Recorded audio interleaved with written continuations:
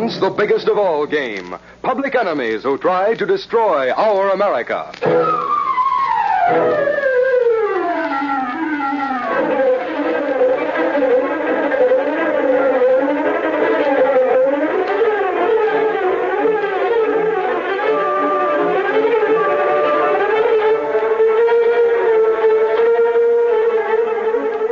With his faithful valet Cato, Britt Reed, daring young publisher, matches wits with the underworld, risking his life that criminals and racketeers within the law may feel its weight by the sting of the Green Hornet.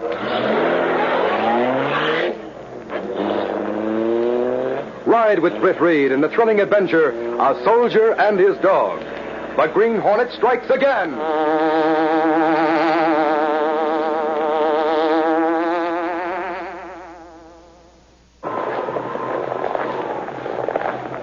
Young Private Bill Mercer scowled as he approached the long frame building, which served as the hospital in a certain Aleutian Island military camp. Bill's company had sailed for home while he was serving time in the guardhouse for petty theft in the barracks. And now he'd been ordered to see Captain Webb, the doctor in charge of the hospital.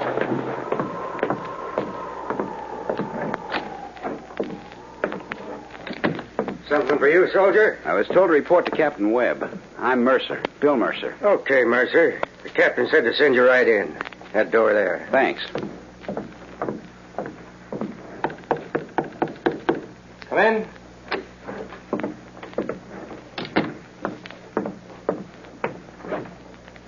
Private William Mercer reporting, sir. Oh, yes. At ease, Mercer. Sit down. Thank you, sir. Mercer, I'll get right to the point. I understand you were in Company D? Yes, sir.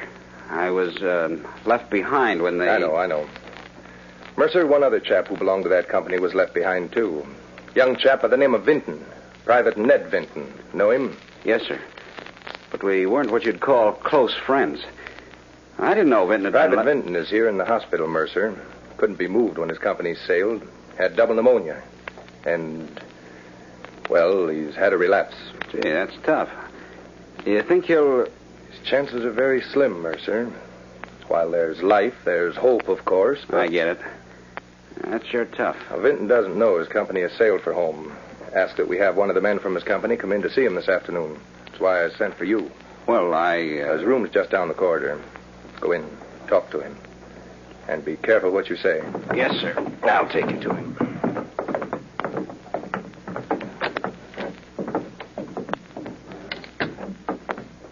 Now, remember, you're the only man of his company left here.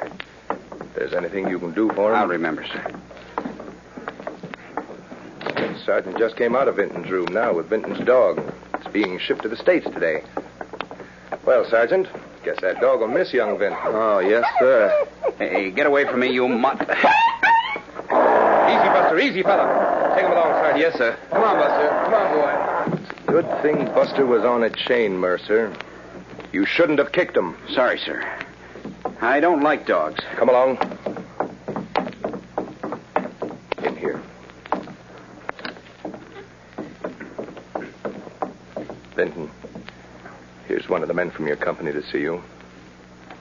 I'll leave you two alone. Hello, Vinton. What? Why did you come, Mercer? Oh, I was the only one who could come over right now. Anything you want? I want someone to write a letter for me. Okay, I'll write it, Vinton. Look under the pillow. A letter from my uncle. I'll get it. Read it, and I'll tell you what to write. Okay. Dear Ned, you and I have never met. Years ago, your father, my brother, and I had a disagreement. Went out of each other's life.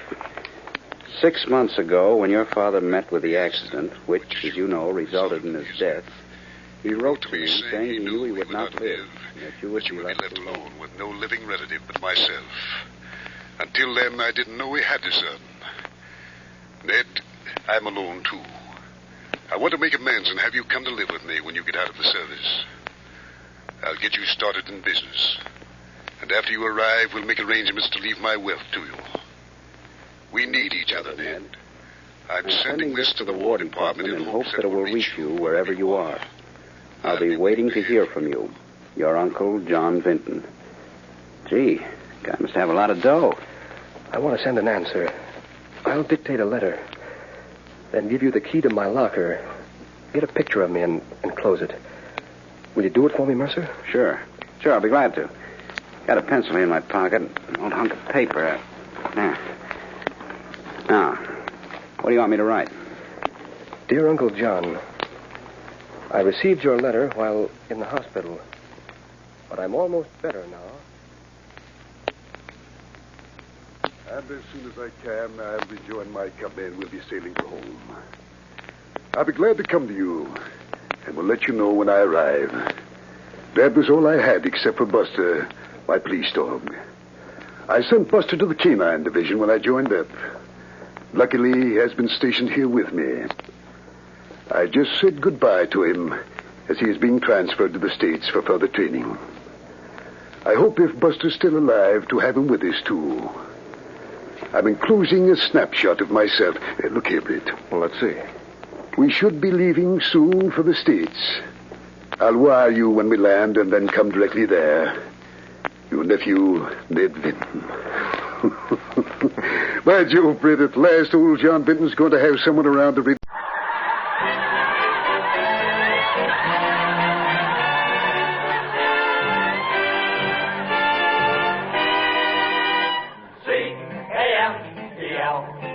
The Abbott and Costello program brought to you by Camel, the cigarette that's first in the service. Listen to the music of Freddie Rich and his orchestra, the songs of Connie Haynes, tonight's guest Peter Lorre, and starring Bud Abbott and Lou Costello.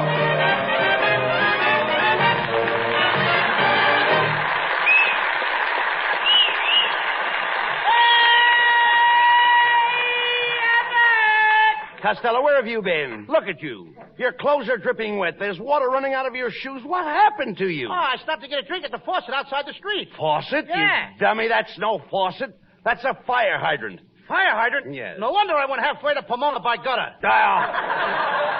Gee. 3 G's. I gotta get these wet clothes off. Because if I don't get... Now, what's the matter? Please, how many times have I told you when you sneeze the other way? I don't know any other way. Hey, please, talk sense, will you? Do you realize you've probably caught a cold? Do you want the germs to spread? Oh, I won't let them spread. How can you keep germs from spreading? I'll make them wear a girdle. Oh. Now, that's ridiculous. You've got a cold in your head. How are you going to keep that cold in your head from going down into your chest? I'll tie a knot in my neck. Hey, yeah, but what are you talking about? You're not so healthy. Oh, I'll have you know, my friend, that I keep regular hours. Every night I go to bed with the chickens. How do you all get in that little coop? No, I'm trying to tell you that I go to bed early, and I'm up at the crack of dawn. Then I go out and chop wood for breakfast. Chop wood for breakfast? How can you eat that stuff? Listen, Costello, I chop wood for exercise. For example, every morning I jump out of bed and crawl around the room on all fours. You crawl around on all fours? Yes, that's the athlete in me. Athlete? That's the monkey in you, brother. Oh, hey, here's Ken Niles. Say, I'm glad you dropped in, Ken. Take a look at Costello. He doesn't feel very well. Oh, just let some of the air out of his head. He'll be all right. I mean, you got a lot of nerve there, Niles, to me talking like that. Well, with such a swell head like you got. Oh, I'll have you know I'm not swell-headed. Oh, yeah? You're the only guy I know who gets the mumps above the ears. Now, take it easy, Costello. You're a sick man. Who's a sick man? I'm all right. I just got a little...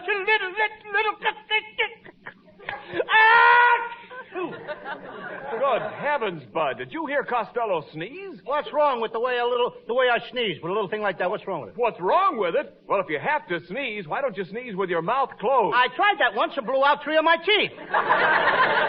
Now, wait a minute, Costello. Your sneezing is dangerous. I can catch your cold, then go home and my beautiful wife will get it in her lovely throat. Her lovely throat? Yes, Costello. Mrs. Niles has a neck like a swan. Yes, and she's got webbed feet to match. Oh, I heard that remark.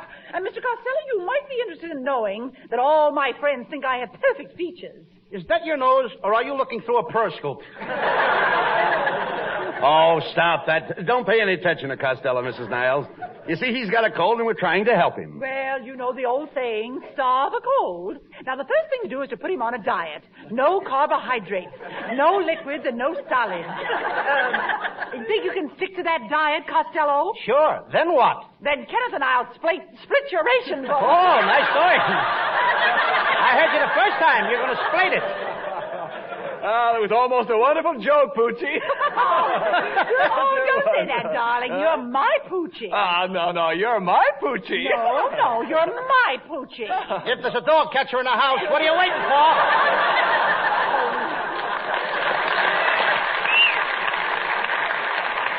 Come, Kenneth. And as for you, Costello, I hope your cold is nothing trivial. Well, I don't blame them for going out. The only way to avoid the flu is to flee. What's that? I mean, you've got to flee flu. Gotta flee flu. What kind of talk is that? I'm trying to tell you the only way to be free from flu is to flee when flu flies. When there's flu, everybody flees. Did you say fleas? Certainly. I flee, you flee, he flees, she flees. What I got, a cold or a flea circus? You don't understand. To avoid the flu, you've got to flee. I gotta flee. Get him off of me then. Get him off. I don't want any fleas. No. I don't mean fleas like bugs. I mean fleas like flies. Oh, let the fleas like flies. I don't want to break up no romance. Look, it has nothing to do with fleas and flies. I'm trying to tell you, to avoid the flu, you must flee. The only way to be free from flu is to flee when flu flies. Oh, you mean that to be free from flu, I gotta flee when flu flies.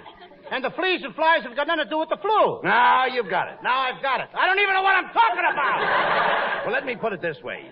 You're in the house. You open the window, and a cold germ comes in. A cold germ comes in? Yes. What would you do? I'd give him a cup of hot tea. Who wants a shivering germ around the house? Now, that's crazy.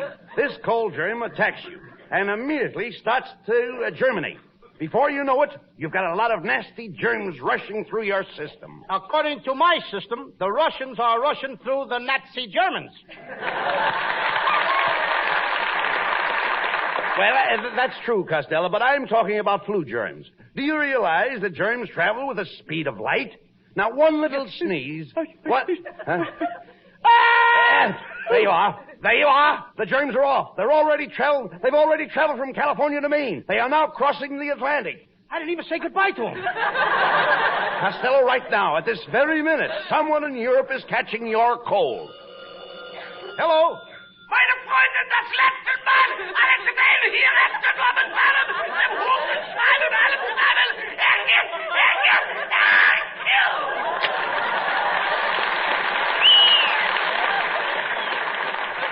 Well, I sure fixed it out.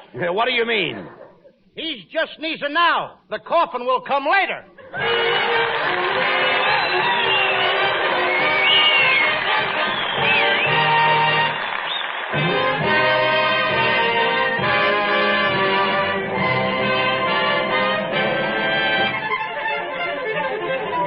Freddie Rich and the orchestra dress up an old favorite, Alone Together.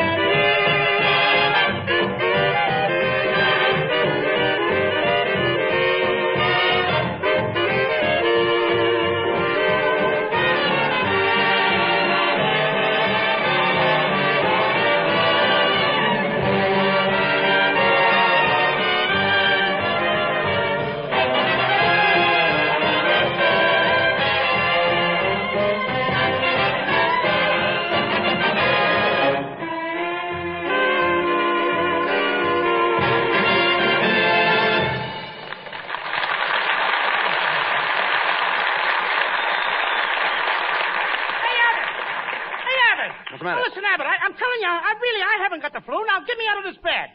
Now, come on, get me out. Now, stop that screaming, Costello. You want me? Just pull that cord by the bed. Oh, I did. And what happened? My pajamas fell down. Now, Abbott, if I have to stay in bed, why don't you give me some attention? What are you talking about? Didn't I put some cracked ice on your head? Yeah, but you didn't have to wait till you got the ice on my head before you cracked it. Now, Abbott, for the last time, I'm telling you, what am I doing in bed? Well, it's part of the health building course I got from Professor Hercules. Starting tomorrow morning, you're going to get out of bed at 5 o'clock. Then at 5:10... Back in bed. No. At 5:10, you jump into a nice, cold shower. And I whistle. You don't whistle. I gotta whistle. Why? Well, there's no lock on a bathroom door.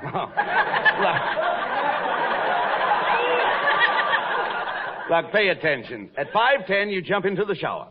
Can't you just feel the ice-cold water running down your back? Huh? No. Now, stop that. Stop that. It's cold. Stop it. Then at 5:20... Back in bed with a hot water bottle. Listen. At 5:20, you take a bouncing horseback ride. 5:40... Back in bed, face down.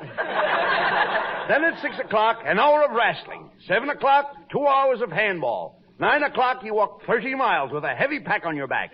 And 12 to 1, you climb a mountain. 12 to 1, I don't make it. Oh, you idiot. You never listen to me. Just wait till you see Hercules. Exercise has given him bulging biceps, rippling muscles, a massive chest. He's the strongest man in the world, the mighty Hercules. Come in. I am the mighty Hercules. Honest, I am. Honest. See, Costello? Take a look at Hercules. Get a load of that muscle. What muscle? The last time I saw a muscle like that was on a sparrow's ankle. You know, I could chalk his head and use him for a pool cue. Costello. Well, he reminds me of a radio program I heard. One man's famine. Mr. Costello, as I analyze your case, my treatment for you should not be postponed. Let me show you what my course can do for you. Hand me the telephone book and I will tear it. Are you ready? And now the second page.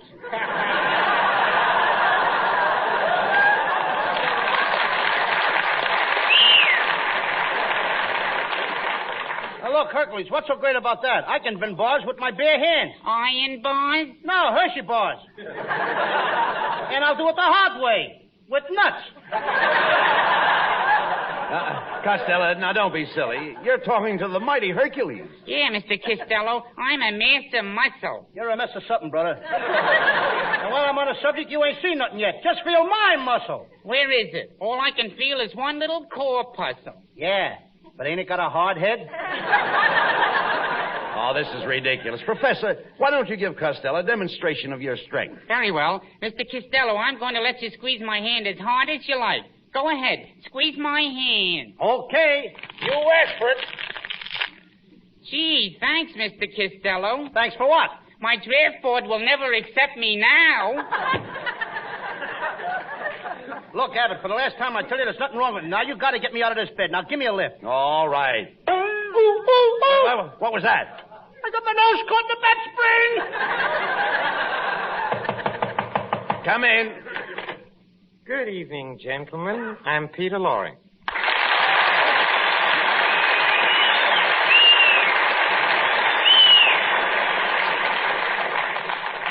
Oh, Mr. Costello, I've come here to offer you the services of my sanitarium.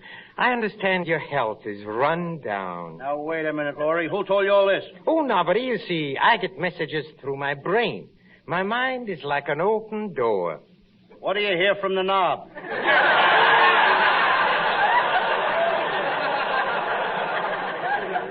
Quiet, Costello. Let me handle this. Mr. Lorre, you say you have a private sanitarium? Oh, yes, and it's just the place for Mr. Costello. It is out in the woods, in a very lonely spot, where he can get away from it all. Far, far away. I don't want to get that far away. Get me closer to town now. Get a lot of people around me, too. Ring those bells. Blow those horns. Blow those horns! Please, I don't... please. Noise! I gotta have it. When you're around, I gotta have noise? But please, Mr. Costello, you're scaring me. I'm scaring you. Costello, there's no sense in shouting. That's right, Mr. Costello. Let us speak low. I don't want to speak low. I always talk loud. Hooray! Happy New Year! Get around, everybody! Here's some John Charles Thomas. Oh, the road to Stop. Yes. Never mind. Look, just a minute, please. You're hearing people at the wrong place.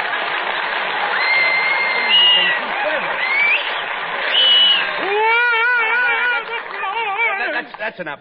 Hey, they like it. Yeah, never mind. Look, pay no attention to him. Where's this Frank Sinatra? Will you? Never mind. Pay no attention to him, Mr. Lorre. I'll bring Costello out to your sanitarium tonight. Oh, yes, please. And at midnight, I hope. When the moon is down. No, tomorrow when the sun is up. Way up! Plenty of light, brother. Lots of light. We're going to turn on a searchlight. Costello, you're acting like an idiot. Yes, Mr. Costello. I've had thousands of patients at my sanitarium, and I've never had one of them complain. You know what that proves, don't you? Yes, sir. Dead men tell no tales. Get me out of here! Connie Haynes sings the new hit tune, I Couldn't Sleep a Wink Last Night. I couldn't sleep a wink last night because we had that silly fight. I thought my heart would break the whole night through. I knew that you'd be sorry, and I'm sorry too. I didn't have my favorite dream, the one in which I hold you tight. I had to call you up this morning to see if everything was still all right. Yes, I had to call you up this morning, 'cause I couldn't sleep a wink last night. I didn't have my favorite dream, the one in which I hold you tight. I had to call you up this morning to see if everything was still all right. Yes, I had to call you up this morning, 'cause I couldn't sleep a wink last night.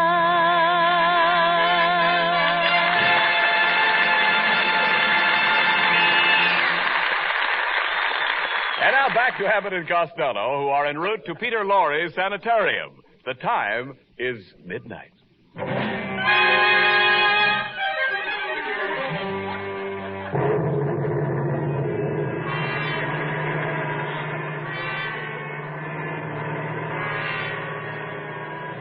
Well, Costello, we'll be at Peter Lorre's sanitarium in a minute. He's a great doctor, Costello. He'll see that you get some rest and peace. That's what bothers me. I don't want to rest in peace. Quiet. Listen, a friend of mine was just about to die, and Dr. Lorre pulled him over the hump. Which way?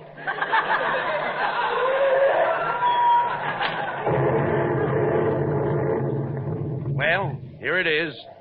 Peter Lorre Sanitarium, 1313 Gravesend Road. What an address. Look at the sign on the gate. Deliver all bodies in the rear. All right, now stop complaining. Look how quiet and peaceful it is out here. That's the first robin I've heard this spring. Oh, shut up. Quite a part, wasn't it? You know, Lou, this is the kind of a place I've always wanted to visit. Look at that green stuff clinging to the gate. That green stuff clinging to the gate is me. Now, don't be such a coward. Go ahead up to the door and knock. Oh, so you think I'm a coward, huh? Okay, yeah, but I'll prove you that I'm a hero. I'll be brave. I'll show you what I'm made of. I'll knock on the door. I'll go in there.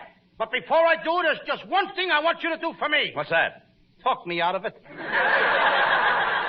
Now, none of that. Go ahead. Knock on the door. Don't be afraid. Why, Peter Lorre may not even be at home. He's home, all right. How do you know? I see a straitjacket hanging on the line.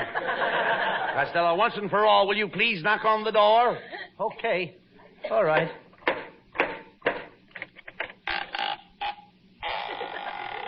How do you do, gentlemen? Did you ring? No, I knocked.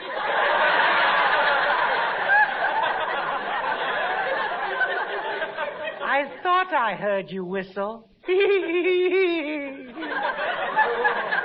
Let me have your hat, please. Don't you want the coat, too? No, just the hat. Just the hat. Who are you?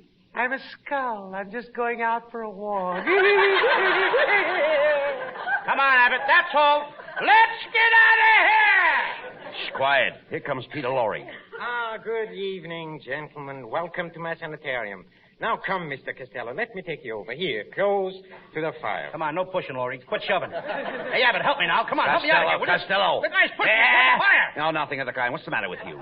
Yes, I mean you no harm. It's cold out tonight. You must be killed. Chilled. I heard you the first time, brother. Get what I'm calling brother.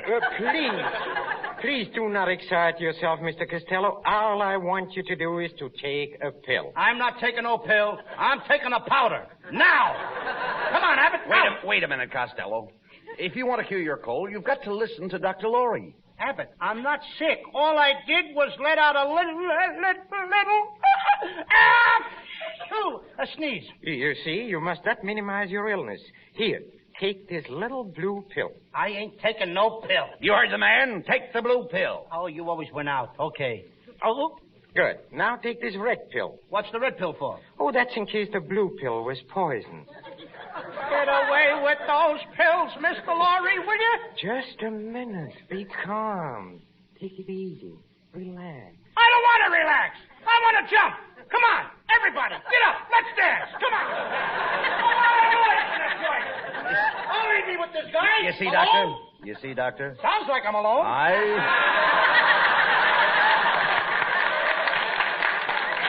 You see, Doctor, I told you that Costello was in bad shape. What he really needs is some exercise. Oh, splendid. Let's go out and play some golf. Golf? At midnight? Oh, yes. Oh, last night I played a fine game with my friend Frankenstein. Now, there's a gruesome twosome. Oh, it was a very interesting game. Frankenstein made a hole in one, so I buried him in it. You know, I play a very hot game. Hot game? You probably play in the lower Hades. The lower Hades. Oh, doctor. Excuse me, please. That's one of my patients. Oh, doctor. I just killed my keeper. Yes? I just killed my keeper. Well, but why did you kill him? He killed me first. Hey, Abbott, now that guy wasn't kidding. Now, there's a body behind the couch. Is he dead? I can't tell. His head is missing. Say, Costello, look. The body is getting up. Abbott, he's coming towards me. Listen, mister. You're dead, ain't you? Yes, I am dead. Then why aren't you laying down? If you must know, the floor is too cold. That's the last straw. I'm getting out of here. Now, stop worrying. There's nothing wrong with this place. What was that? 1 o'clock. Let's go. Mr. Costello, I think you're running a temperature. I must call my assistant. Who's your assistant, Dracula? Oh, no. I'm mad at him. I caught him stealing from my blood bank. Dr. Lorre, the operating table's all ready. What? What operating table? You ain't operating on me. I'm not hungry. You're not hungry? You heard me. I don't want any cold cuts. Oh, I must insist, Mr. Costello. My diagnosis shows that the sneeze caused your cold, which caused poison to run through your system. This has affected your appendix, and your appendix must come out. Put him on the operating table, boys. The first guy that touches me gets a fat lip. Now, that's no way to talk. You must follow your doctor's advice if you ever expect to get well. Okay, then. Lorre, I'll let you take out my appendix on one condition. Good. What's the condition? You gotta take it out from the back. From the back? From the back? That's right. But why? Because I got a battleship tattooed on my stomach. and he is liable to sink it. Oh, get out.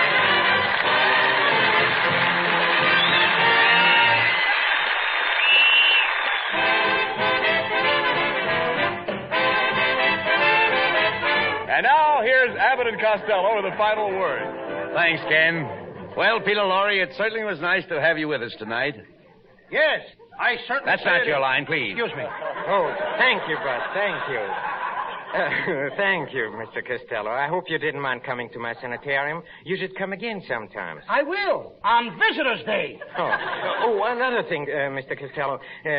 You should take care of your cold. You see, flu flies, and in order to be free from flu, you must flee when flu flies. Say it again, Lorre. All right, I will. I mean, without the script. Oh, get out of here. Good night, folks. Good night, everybody. Good night, Mom.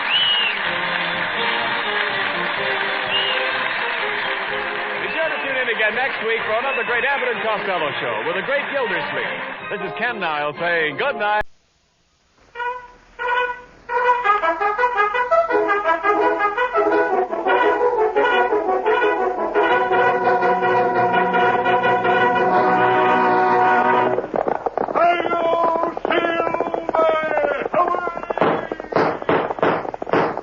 A fiery horse with the speed of light, a cloud of dust, and a hearty hi-yo Silver, the Lone Ranger.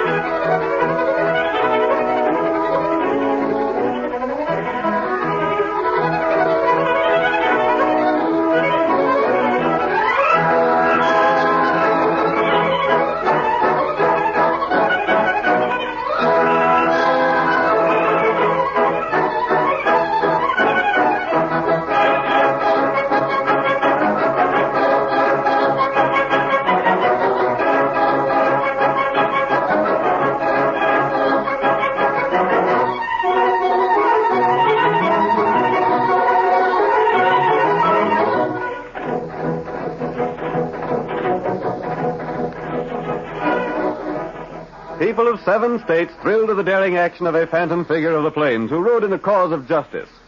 No one ever knew where he came from nor where he went when he completed his heroic deeds. But even today the cowboys gather around the campfire and tell stories of this famous masked man, of his heavy 6 guns with their bullets of silver, of his great white horse, the fastest the West has ever known. Hello, Silver! Here he comes riding like the wind, blazing new trails in the West of old. The Lone Ranger rides again. Come on, Silver, old boy! That's it, old fellow! We have a big job ahead of us!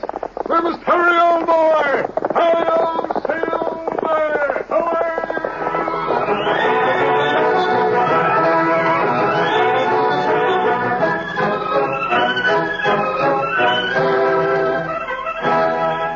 Jim Murdoch was a wealthy man.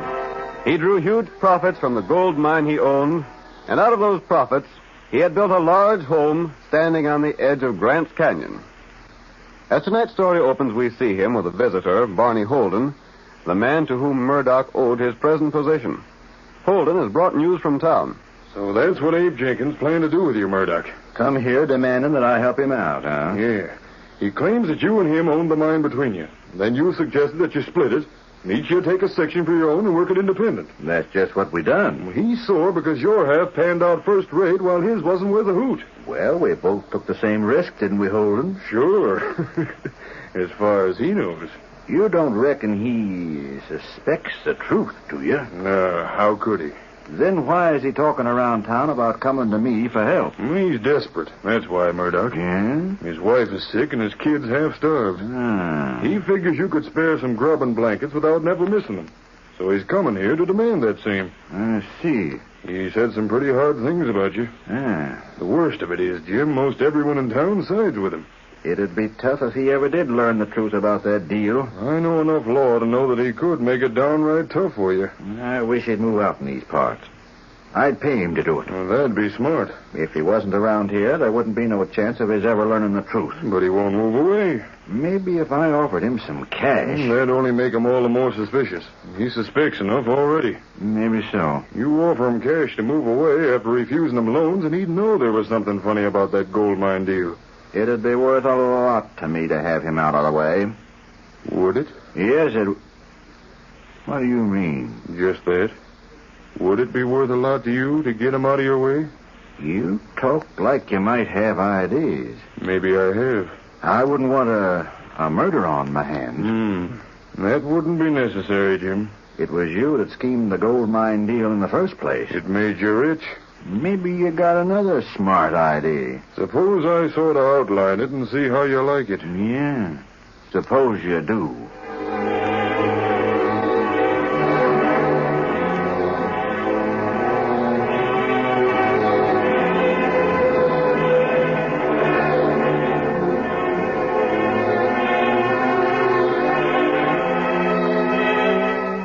While Murdoch and Holden made further plans against Abe Jenkins, the man they'd already robbed, Jenkins was making his way to Murdoch's home.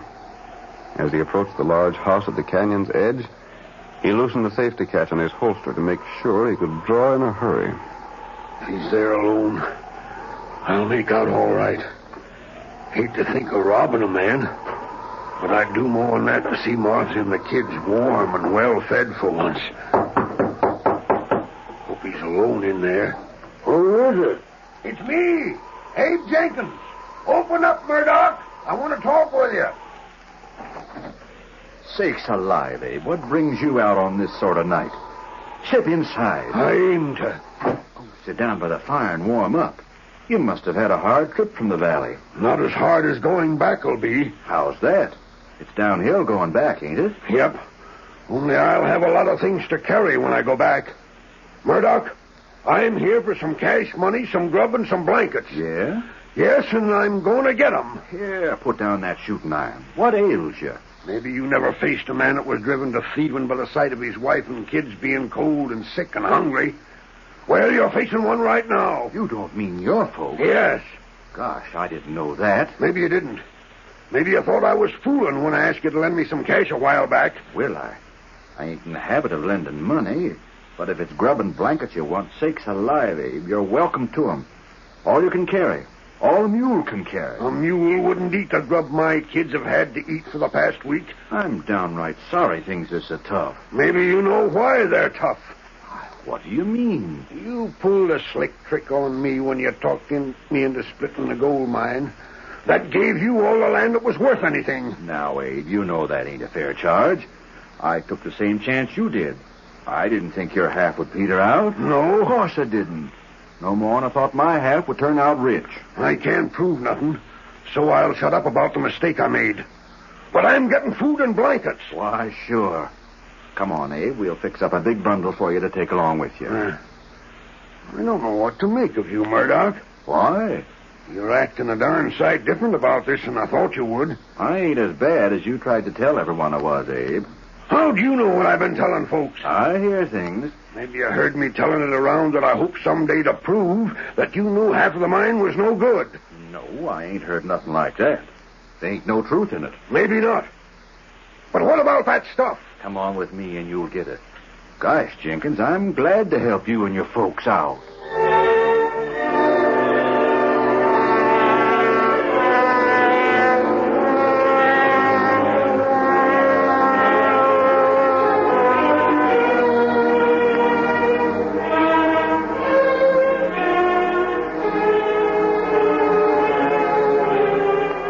Murdoch gave Jenkins the blankets and food he asked for, and he helped him to load them on a mule. Then, shortly after Jenkins had returned home with the provisions, Barney Holden hurried into the cafe in town with a startling announcement that he had found evidence of an attack upon Murdoch. The sheriff demanded further information.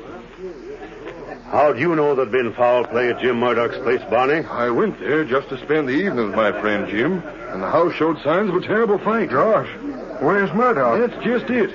The door was open wide with the wind howling through the house, and there was furniture upset and things busted and no sign of Jim Murdoch around anywhere. Who went there? How'd I know? I spent some time looking around the house, and when I seen what must have happened to Murdoch, I hustled back here to tell you. What must have happened to him? Murdered. Did you find him? No, but you know where his house is. Right at the edge of the ravine. Yeah. Well, what happened? There's a window looking out in the ravine, and that window was smashed. Gosh. Looked like someone had gone through it. Then we'd be likely to find Jim at the bottom of the ravine. Well, that's what I'm afeard of, Sheriff. Sakes alive. Looked to me like a robbery. Robbery and murder. Who could have done it? I got a blame good idea. Who? Just name the man that killed my friend and let me at him. Wait. Hey, Sam. Come in, Sheriff. Sam, you was telling me about Abe Jenkins early this evening. Yeah? What was he saying? I remember him being mad about something. Quiet, Barney. Go on, Sam. Well, as I recollect, Abe Jenkins was bound he'd make Jim Murdoch hand out the things he was needing. Just so. Abe Jenkins, huh? Why didn't I think of him? He's been sore at Jim Murdoch for a long time. Yeah, plenty sore. But gosh, Abe wouldn't go that far, would he? Why wouldn't he? Ain't no telling how far a man would go when his wife and kids are cold and hungry. But Abe didn't look to me like a man that'd do murder.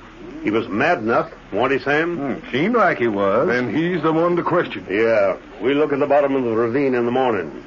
We may as well call on Abe right now and see what he's got to say for himself. If he's killed Jim Murdoch, then I want the personal job of dealing with him. If he's done a murder, we'll see that the law deals with him. Well, I'm betting Jenkins is plumb innocent. That's the trouble.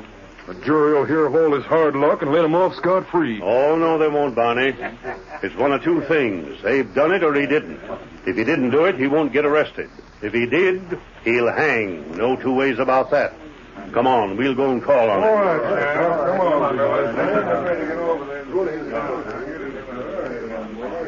Tonto, you heard all that? You remember what we heard about the way Jim Murdoch swindled Abe Jenkins? We came here to see if we couldn't get a square deal for the poor fellow.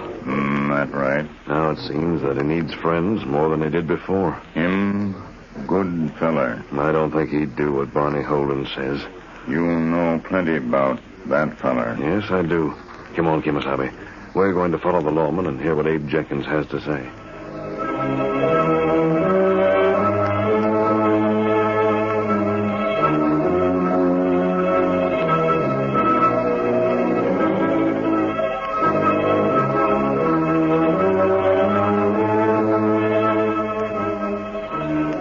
The sheriff and Barney Holden, accompanied by a group of men, went immediately to Jenkins' home to question Abe. The Lone Ranger and Tonto followed them without being observed. And when the party arrived at the house, the masked man and his companion were in a position to overhear what was said. We'll stay by this window, Tonto. We can hear what's said inside the place. That's right. The rap again, Sheriff. They must be to home. Hey, ain't that one of Murdoch's mules tied there? Looks like it. Who is it? The law. Open up, Jenkins. Sakes alive, Sheriff. What's the trouble? Want to ask you a few questions. Not so loud. You'll wake the youngsters. Been doing some cooking here, ain't you? We just fed the kids and they went to sleep. First time in weeks they had blankets enough to keep them warm. Yeah? Where'd the blankets come from? And Jim Murdoch gave them to me. When? Why, tonight. I went there and he gave me a pack of food and some blankets and loaned me a little cake. That ain't true. What? You know blame well Murdoch don't give things away. I never heard of him giving anything away in my life. He don't. But he did so. You don't think I stole them from him, do you, Sheriff? Never mind what I think right now.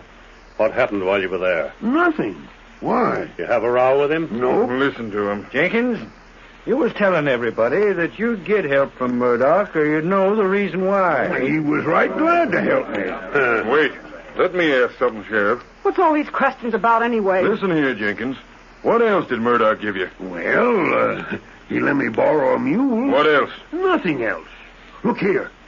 Jim Murdoch ain't going to you, Sheriff, and said I stole from him, has he? He ain't come to me, no. Then what's Jenkins, did he give you his gold watch? Gosh, no. Or that fancy diamond ring he wears? No. Then what are they doing there in your fireplace mantel? Oh, how'd they get there? Leaping snake. Take a look, Sheriff. I see him. Them's Jim Murdoch's, all right. I didn't put 'em there. I don't know how they got there. Sheriff, what's this mean? You better come along with me, Abe. For what? I ain't done nothing. Take him into custody, boys. No, you can't. He's told you the truth. We'll investigate some more in the morning. Investigate what? The bottom of Grant's Canyon. That's where we'll likely find the body. Body? Oh. Jim Murdoch's body. Hold on, you don't mean... Sheriff, you ain't saying that... Take him away, boys. He's to be held on a charge of murder.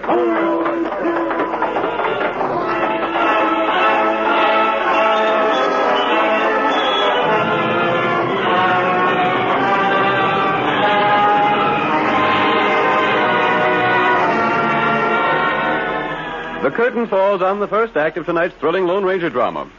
Before the next exciting scenes, please permit us to pause for just a few moments. Continue our story.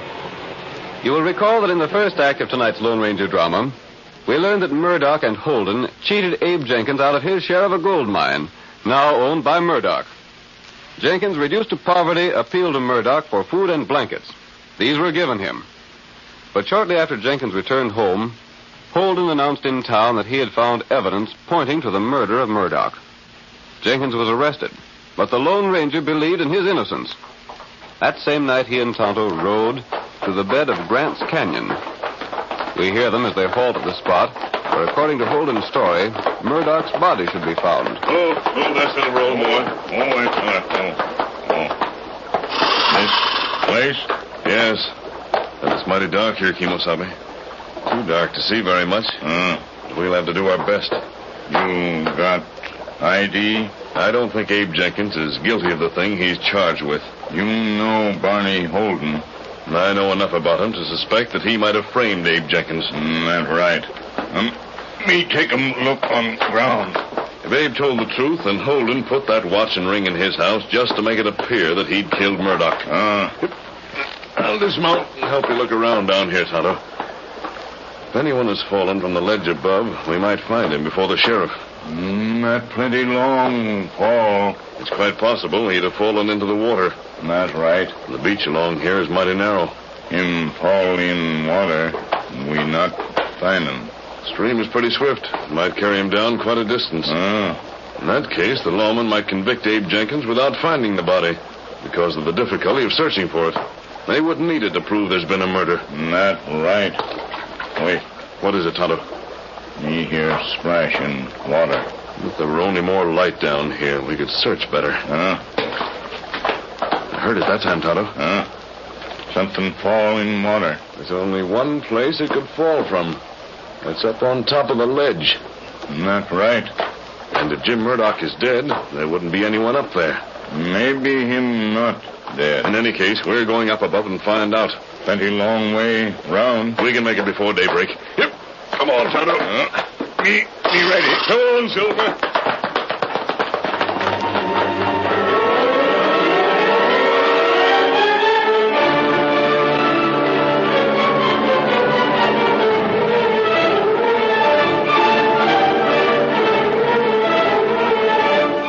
The masked man and Tonto could not find Murdoch's body.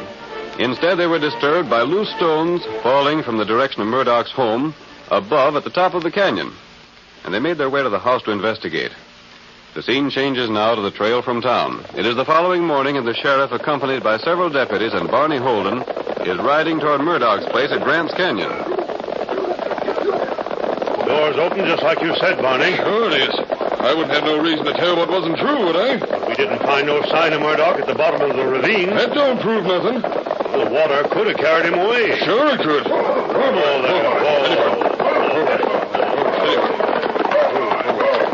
Should we go right in and search the place, Sheriff? What do you think we come here for? To sit on the steps? I was only asking.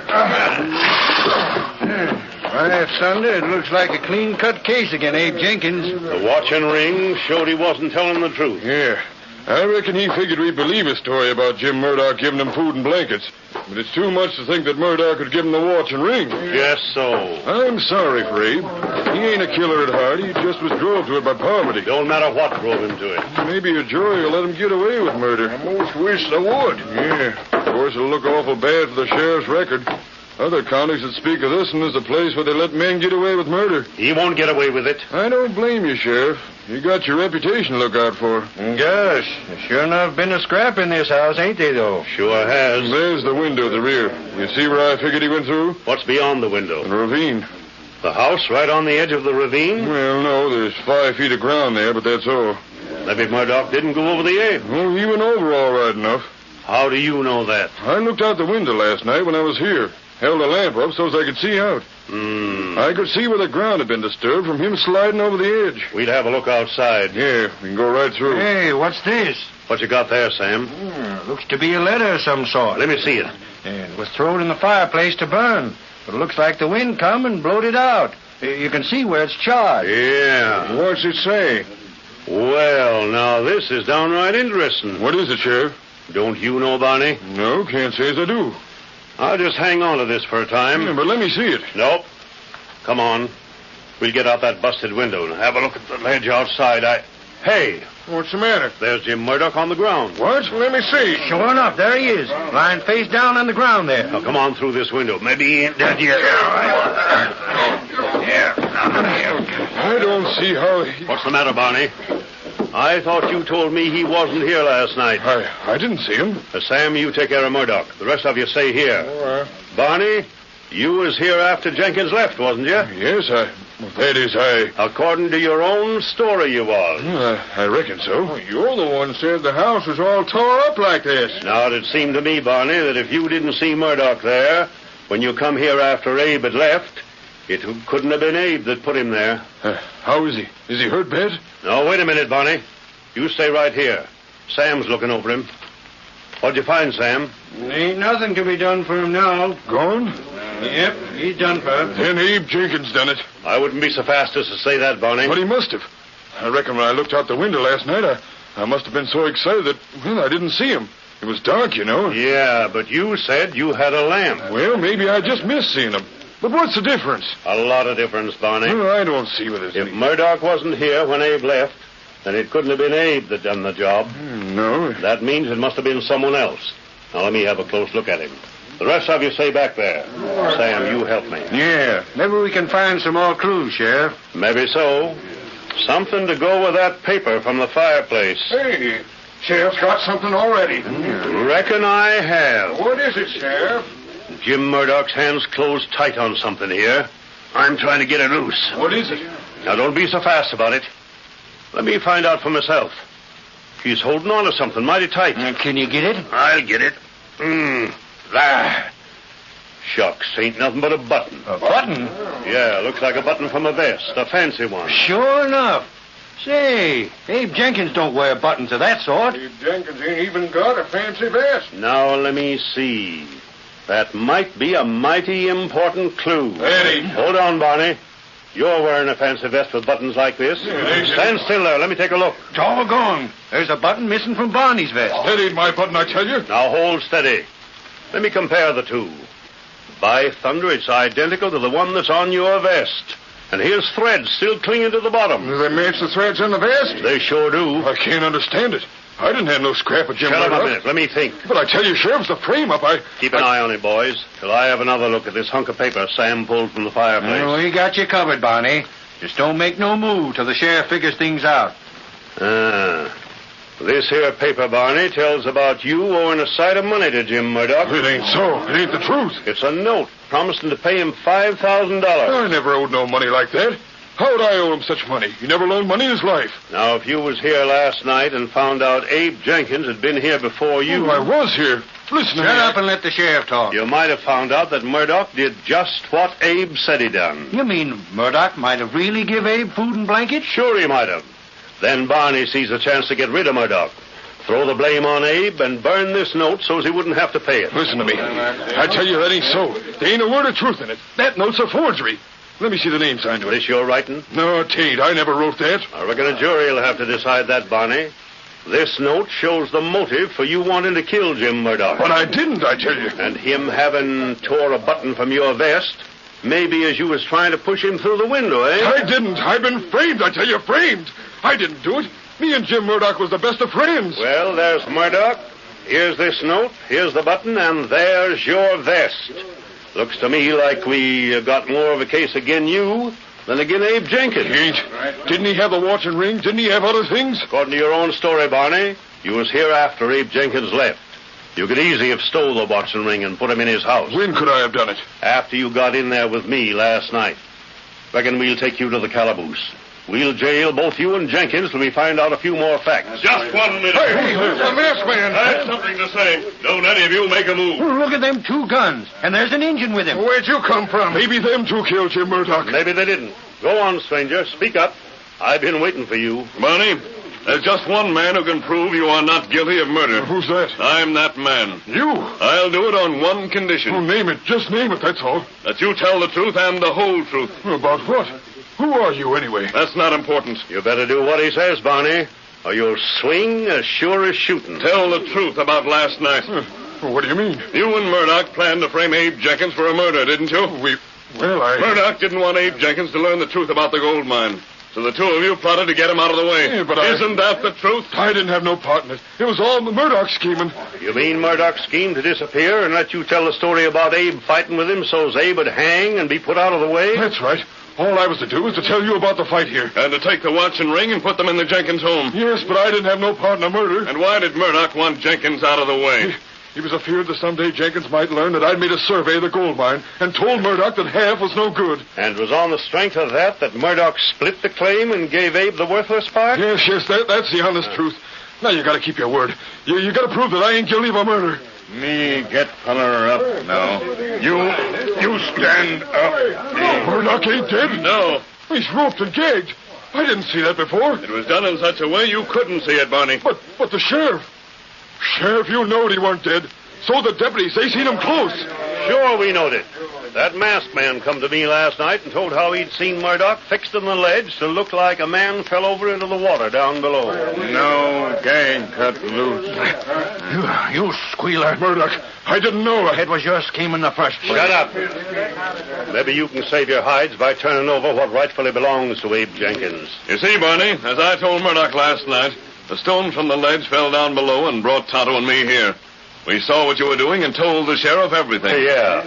And then during the ride here, I got a button from your vest and put it where it looked like I took it from the dead man's hand. Framed. As for that burned paper, the masked man put that in the fire. Oh, that masked man. He's the one that's done it all. Yep, he's the one. I reckon, Murdoch, the best way to catch a couple of rats to try to frame an innocent man for murder is to pull the same sort of tricks on them. Oh, don't take us to jail. Listen, I'll give Abe half my claim. Well, maybe Abe will settle for a half, and maybe he'll take it all. But whatever Abe wants, he's going to get. We'll take him the news he's waiting to hear.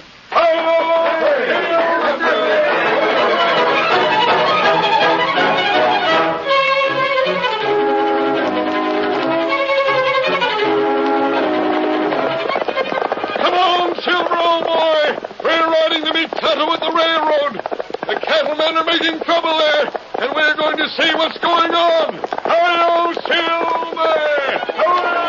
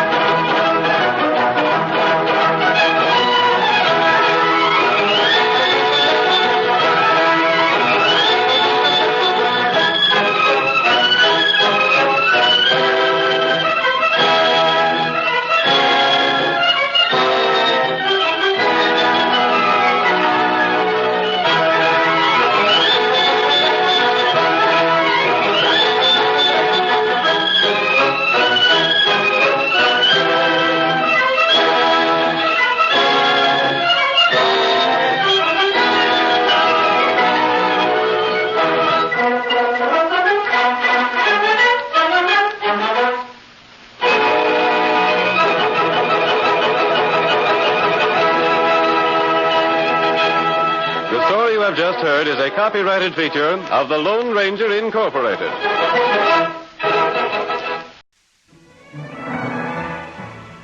Slowly rotating at the edge of deep space, 1,000 kilometers beyond the atmosphere of 21st century Earth, is the Arthur C. Clarke Astronomical Observatory, Starlab. Here, Starlab Research Director Maura Cassidy, along with the scientists and technicians of the International Space Authority, watch over the countless stars and planets that fill the silent distances beyond the giant space station. This week, the men and women of Starlab encounter the terrifying dissonance of death song on alien worlds.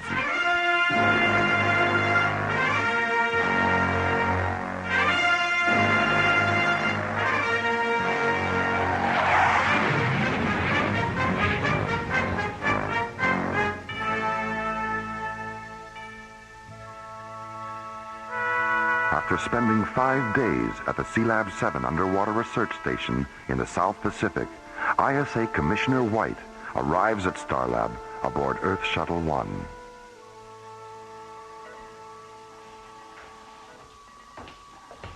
Hello, Maura. Jerry. Hi, Commissioner. Hello, Commissioner. How are John and Buddy doing with their aquanaut training? They'll be in Sealab 7 until Friday. Then they move to the Baltic for 10 days in the Soviet Aqualab complex at Chilenka. They like being underwater so much, you'll probably have to keep them in your aquarium when they get back. Figures. Can you hear me? This is Starlab. Please identify yourself. We are Zeta and Lizzie, two Optimon physicians from the planet Aragon. Please give us sanctuary. What's your situation? We are being pursued by a hostile renegade spacecraft, which has already damaged our ship. If you don't give us sanctuary, the renegade will destroy us. Get a visual scan on them, Jerry. Right. There it is. My God, it's enormous. Starlab, this is Whitney again. Did you understand our last transmission? Be careful, Jerry. That ship doesn't look damaged to me.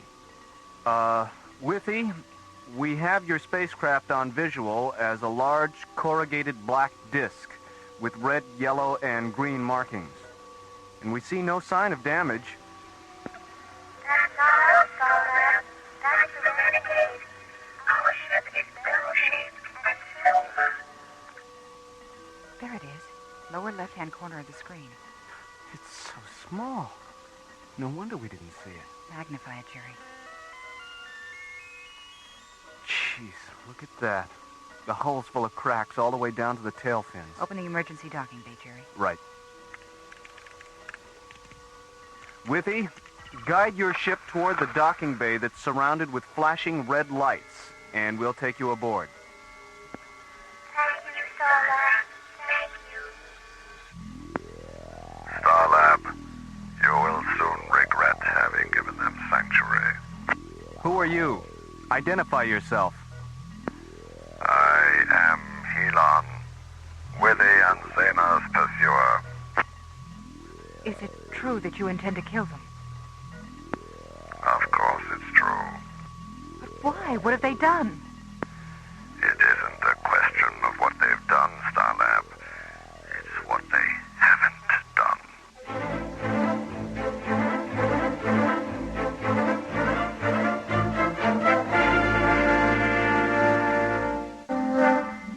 The routine of Starlab control is suddenly interrupted by an emergency transmission from an incoming alien starship. Aboard the ship, Withy and Zena, two Octagon physicians from the planet Aragon. We are being pursued by a hostile renegade spacecraft, which has already damaged our ship. If you don't give us sanctuary, the renegade will destroy us. As the bell-shaped Aragonian starship moves into visual scanner range, Maura, Jerry, and Commissioner White see another spacecraft. Huge, black, and disc-shaped. I am Helon, Withy and Zena's pursuer. Open a close proximity channel, Jerry. Go ahead, Commissioner. Helon, this is Commissioner White of the International Space Authority. I represent the scientific and military forces in this solar system. Do you understand that? I understand. Any hostile action against this space station will be construed as an act of war against the Earth and will be dealt with accordingly. Do you understand that? I understand. What's your planet of origin? Aragon. I see. Well, are you a legal officer of some kind? Have the two Octagon physicians committed a crime? To my way of thinking, they have. Dr. Cassidy, this is Simon down in the emergency docking bay. The alien ship is secure. All right, Simon, thank you. Commissioner, I think we've heard enough from Helon to know where he's at. Let's put him on a hold and see what the two physicians have to say about, whatever this is about. Helon, stay on this frequency and I'll get back to you. I need some time to think about what you've said. Of course you do, Commissioner. And then you'll need time to conspire with Willie and Zena against me. And then there will be no more time, Commissioner. The last thing you'll hear is the sound of your own screaming.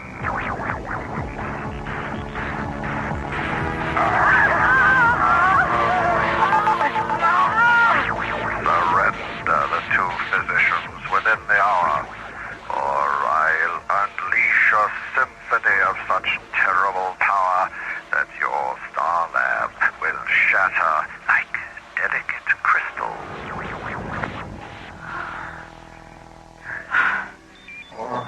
Dr. Cassidy, Simon again. The two aliens have come out of their ship.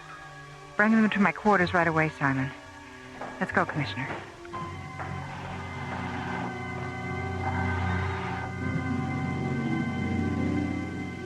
I don't know, Mora. Except for Stygos and the Trell, we've never had to deal with this kind of hostile alien power before. Dr. Cassidy? Hello, Simon.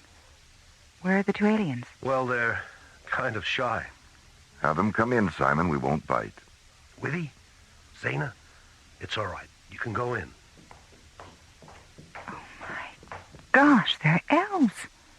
Little blue elves. It's obvious what a surprise we are. All in concert of size we are. But just because you're tall and thin and we are short and blue, the fact is you are as strange to us as the two of us are to you.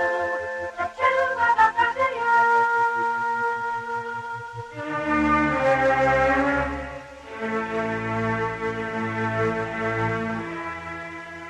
2 kilometers beyond Starlab, Helon enters the audiogenic spectrum chamber of his slowly orbiting ship. He touches a bright red jewel near the entryway. The gleaming black metal floor slides open. Then something begins to rise up out of the opening. Something massive and angular and dark.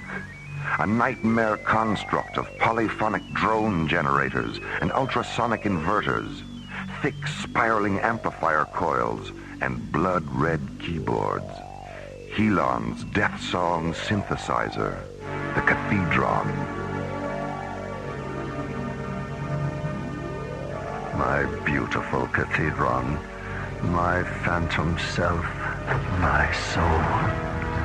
Soon we will hear their voices dying amid the music of an unexpected destiny. Elon, it's time. Time? Time for what, Cataract? My infusion. It's time for my infusion. I just gave you a death song infusion, Cataract, a few moments ago, up in the communications chamber. No, you didn't, Elon. That wasn't my infusion. That was the premonition adagio you transmitted to Starlab. It was? Yes, of course it was. Forgive me, Cataract. Perhaps we should share an infusion. Memory distortion is one of the primal symptoms of death song withdrawal. Yeah, yes, of course. An infusion. Here, Cataract. Help me with the anthem injectors. With pleasure.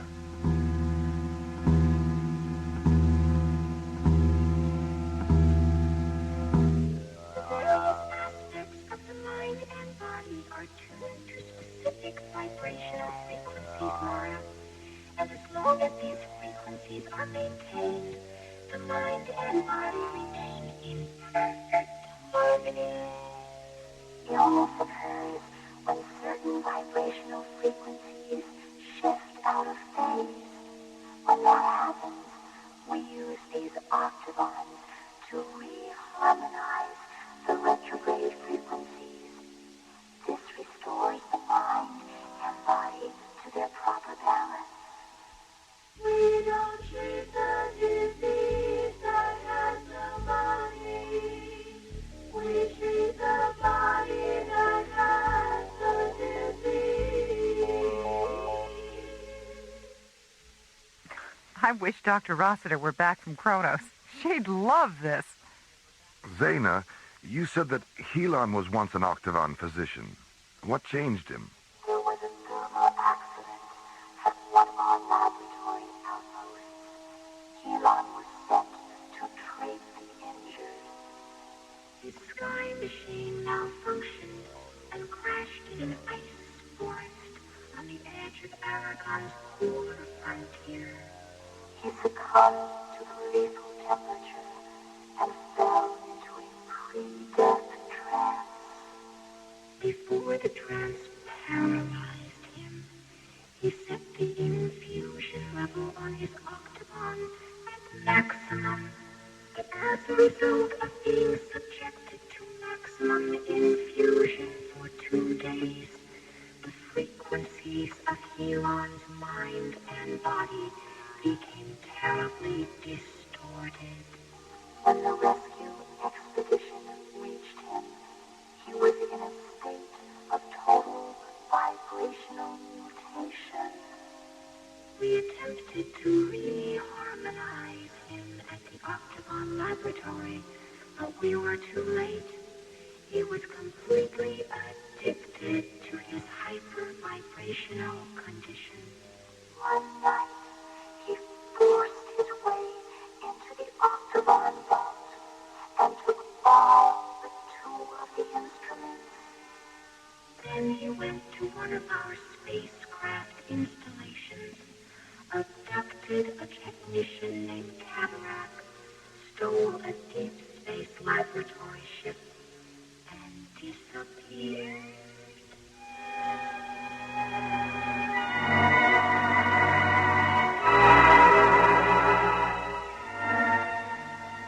Helon, when Withy and Zena are dead and their octavons are interfaced with the cathedron, where will we go? What will we do? We will wander from galaxy to galaxy, exploding the stars with death song. I see crescendos of light and sound will sweep to the far corners of the universe. Death song. Bright comets will swirl and dance against the fiery coronas of eclipsing suns. Death song. Planets will vanish in screaming disintegration. Death song. Raging through the silence, transforming it into deafening articulations of infinite majesty. Death song. Death song. Death song.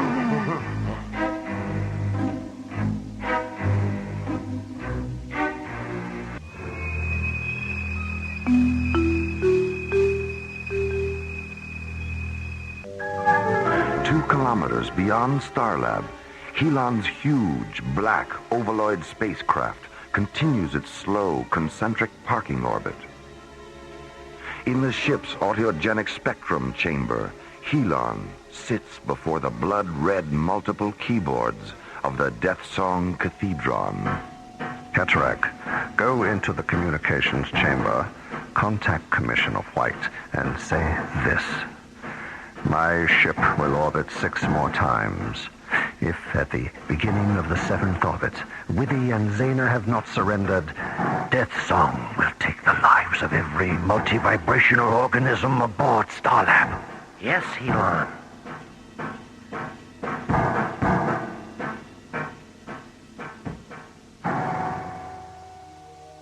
And because there have never been more than 12 octagons in existence at one time, there have never been more than 12 octagon physicians. 12 physicians for an entire planet? 12 are enough.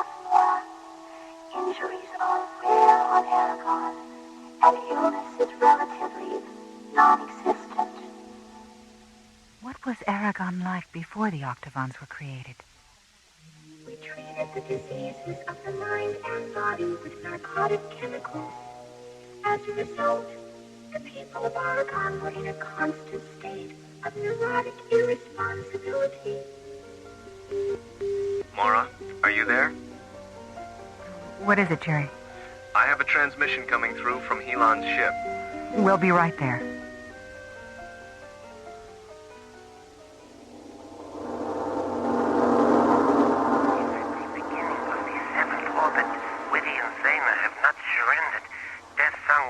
Lives of every multi-vibrational organism aboard Starlab. 6 orbits. How much time does that give us, Jerry? Less than 8 minutes. Zaina, suppose you and Withy give Helon your Octavons. What then? Interface them with the 10 he already has. And his cathedron will become a weapon of irresistible power.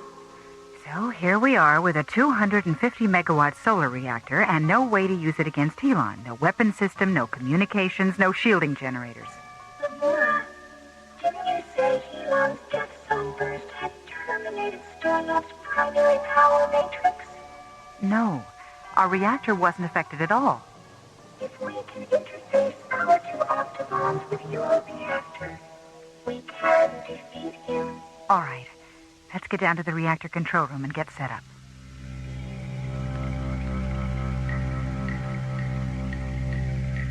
How much time do we have, Jerry? 1 minute, 30 seconds. Helon just started his 5th orbit. Withy, what effect will this have on Helon? He will die. Die? But you said you wanted to help him. Taking his life is the only way that we can recall him to life, Lorre. Our Octavons will terminate him and then infuse him with the frequencies of his earlier life. How will you know if you've been successful? His voice, Commissioner. You will hear it in his voice. Harmonize the Octavons, Zaina, and tune for maximum pulse inflection. Harmony achieved, please. Engage the primary and ancillary subarticulations. Multiphonic articulations are in cadence. Cross-link reactor output subterminals, Jerry. Subterminals are in phase. Maximum quantum injection now.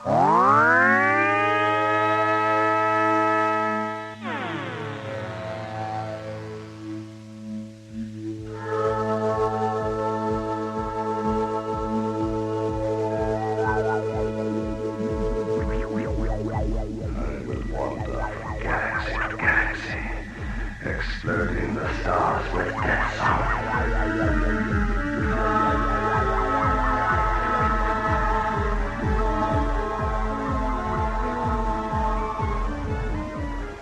I say pressure nerves of light and sound will penetrate to the far corners of the universe. Death song.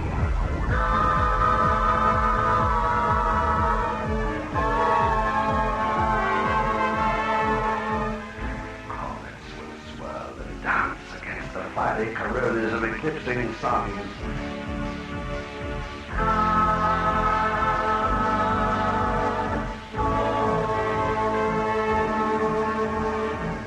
Death song. Death song. Death song.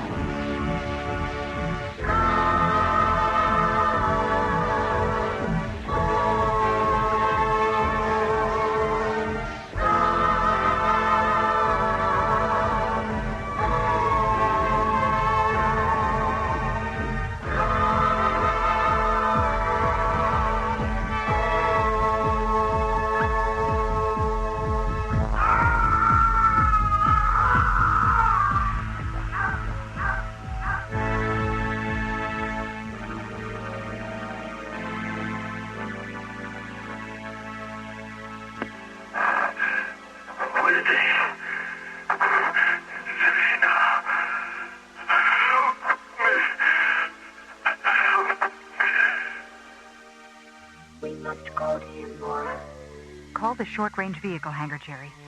Tell them to get a shuttle ready. Elon. Cataract, my friend, forgive me. Please forgive me.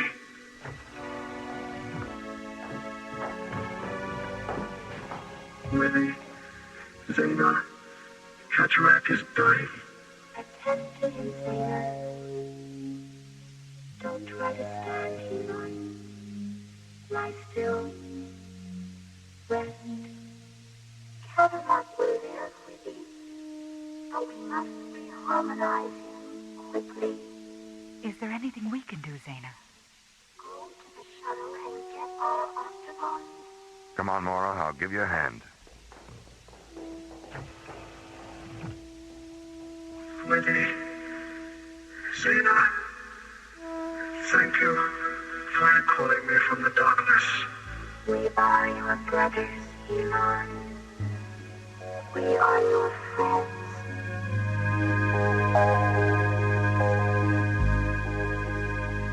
We are the spectrum travelers, enemies of darkness,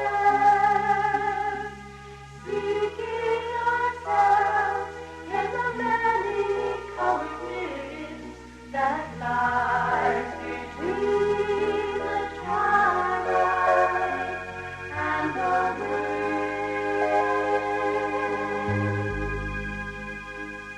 We are the rainbow riders, lost to light, finding ourselves in the water-driven spaces that hide between the storm clouds and the sun. We are chromatic dreamers asleep in the future, losing ourselves in the mythical freedom that lies between the candles and the sun.